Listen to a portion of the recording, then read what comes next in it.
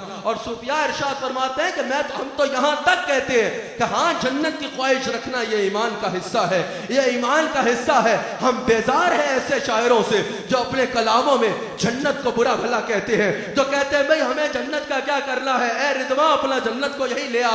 या कहते हैं भाई तुम किस जन्नत का तस्करा करते हो, भाई ये उस जन्नत का तस्करा कर रहे हैं जो हुजूर का दायमी ठिकाना है, भाई ये उस जन्नत का तस्करा कर रहे हैं जो सारे अंबिया का ठिकाना है। तुम कह रहे हो कि जन्नत यहां ले आओ, ये किस गुमराही में पड़े हो, ये किस गुमराही में पड़े हो। जन्नत तुम्हारे लिए नहीं आती, जहन्नम तक को पहुंच जाएगा जो तस्कीर है, जो जन्नत करेगा, जो जन्नत की तस्कीर करेगा। याद रखिएगा, याद रखिएगा। लेकिन सूफिया कहते हैं जब इबादत करो तो जन्नत की लालच में ना करो, दोज़ख के खौफ से ना करो। बल्कि मुझे एक याद आ गई, सूफिया की दुनिया में एक औरत गुजरी है जिसपे बड़े बड़े सूफिया के मर्दों ने नाज किया है, उसके सूफीज़म पे, उसकी मनाजिल पे। हजरत राबिया बसरी ने एक दफा एक हाथ में आग पकड़ी है और एक हाथ में पानी पकड़ा है और तेज कदमों से चल रही है। किसी ने पूछा कहां के तेवर हैं, कहा मेरा बस चले, मुझे पता है मुजद्दिद पाक ने इस पे क्या तबसरा किया है, मैं मुजद्दिदी हूं, मैं आपको समझाने के लिए बात कर रहा हूं, आपको समझाने के लिए बात कर रहा हूं।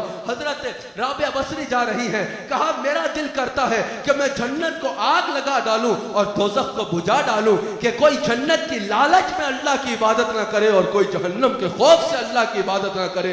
जिसको अल्लाह की इबादत करनी है वो खालिस अल्लाह की रजा की खातिर करे, वो खालिस अल्लाह की रजा की खातिर करे। और अल्लाह करीम ने फरमाया भी है, इमाम गज़ाली कहते हैं कि अल्लाह करीम फरमाता है कि ऐ इंसान, तू कितना बदबख्त है कि तू मेरी इबादत करता है जन्नत की लालच में, तू मेरी इबादत करता है दोज़ख के खौफ से।